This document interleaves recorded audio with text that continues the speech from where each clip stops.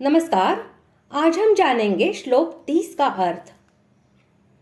इस प्रकार कर्मों की अवश्य कर्तव्यता का प्रतिपादन करके अब भगवान अर्जुन की दूसरे श्लोक में की हुई प्रार्थना के अनुसार उसे परम कल्याण की प्राप्ति का एकांतिक और सर्वश्रेष्ठ निश्चित साधन बतलाते हुए युद्ध के लिए आज्ञा देते हैं।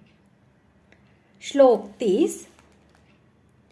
मयि सर्वाणि कर्माणि सन्न्यस्याध्यात्मचेतसा निराशीर्निर्ममो भूत्वा युध्यस्व विगतज्वरः।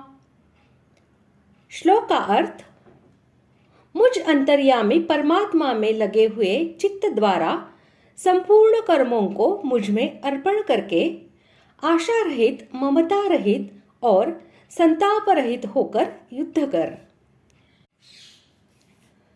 सर्वांतर्यामी परमेश्वर के गुण, प्रभाव और स्वरूप को समझकर उन पर विश्वास करने वाले और निरंतर सर्वत्र उनका चिंतन करते रहने वाले चित्त का वाचक यहाँ चेतस शब्द है।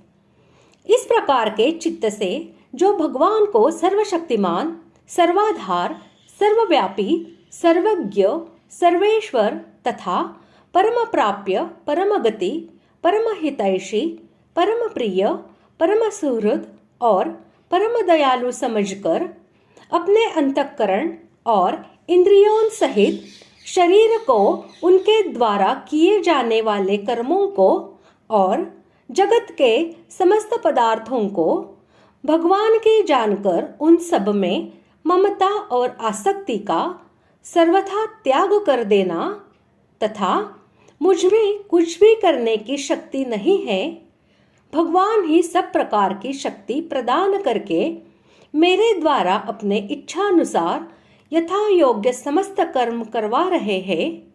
मैं तो केवल निमित्त मात्र हूँ।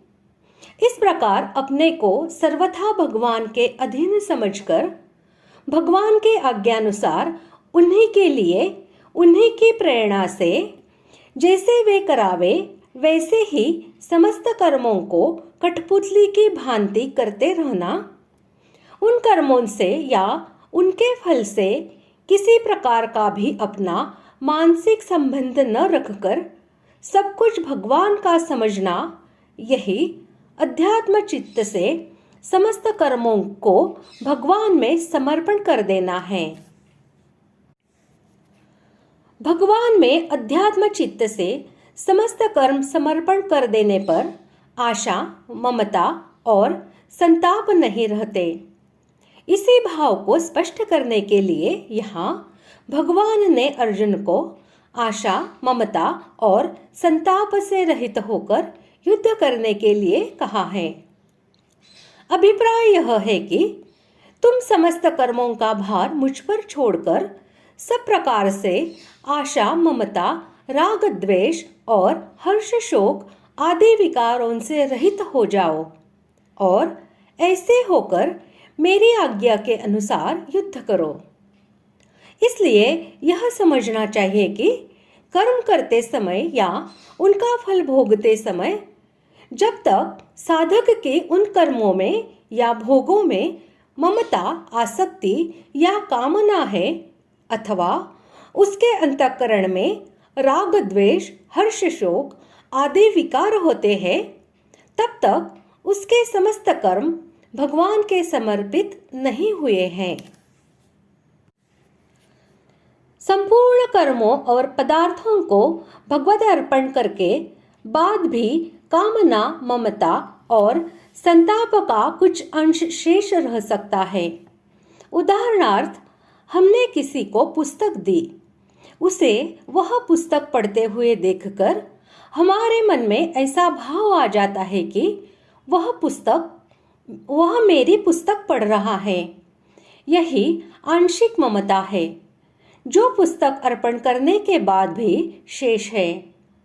इस अंश का त्याग करने के लिए भगवान अर्जुन से कहते हैं कि तू नई वस्तु की कामना मत कर, प्राप्त वस्तु में ममता मत कर और नष्ट वस्तु का संताप मत कर। सब कुछ मेरे अर्पण करने की कसौटी यह है कि कामना, ममता और संताप का अंश भी न रहे। इस प्रकार आज हमने श्लोक 30 का अर्थ जान लिया है। अगले भाग में जानते हैं 31वें श्लोक का अर्थ। धन्यवाद।